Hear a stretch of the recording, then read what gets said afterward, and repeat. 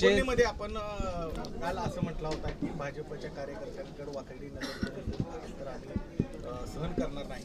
काल रात्री भाजपच्या अकलूज शहराध्यक्षांच्या अंगावर गाडी घालून जीव मारण्याचा प्रयत्न झाल्याच्या बातम्या आलेल्या आहेत, तसंच सोशल मीडियावर देखील आलेलं आहे। मी आपल्याला तेव्हाही सांगितले, आजही सांगितले, मी भारतीय जनता पक्षाचा कार्यकर्ता आहे आणि भारतीय जनता पक्षाच्या कार्यकर्त्या या संघटनेची ताकद आहे आणि या कार्यकर्त्यावर कुठलाही अन्याय सहन केला जाणार नाही। कालही सांगितले, आजही सांगतो आणि उद्याही सांगेन। त्यामुळं आपण चिंता करू नका, कार्यकर्त्याचं रक्षण केलं जाईल आणि आपल्याला जे अपेक्षित आहे आणि कार्यकर्त्यांना जे अपेक्षित आहे, कार्यकर्त्याला ताकद देण्यासाठी जे काय करता येईल ते आपण करू। आणि माझं म्हणणं आहे की सगळ्यांनीच आता या गोष्टी डोक्यात घेतल्या पाहिजेत की रोज दिवस उगवतो आणि मावळतो, त्यामुळं दिवस आमच्याच डोक्यावर आहे अशा आविर्भावात कोणी राहू नये ही माझी विनंती मनापासूनची असेल। आणि अशा पद्धतीचं वागणं बरं नव्हे हे या निमित्ताने मी सांगेन आणि पुन्हा अशा घटना होऊ नयेत याची खबरदारी आमच्यापेक्षा त्यांनीच घ्यावी अशी माझी विनंती राहील।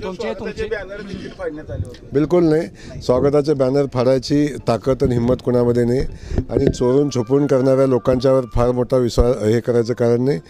ज्याला फाडायचं आहे तो दिवसा येऊन फाडेल।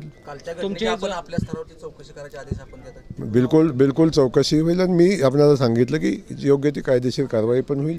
भारतीय जनता पक्षाच्या कार्यकर्त्याच्या किंबहुना या महाराष्ट्रातल्या म्हणा, मी आता इथं आहे पण इथल्या कुठल्याही जनतेच्या, कार्यकर्ता म्हणून नाही आहे पण जनतेच्याही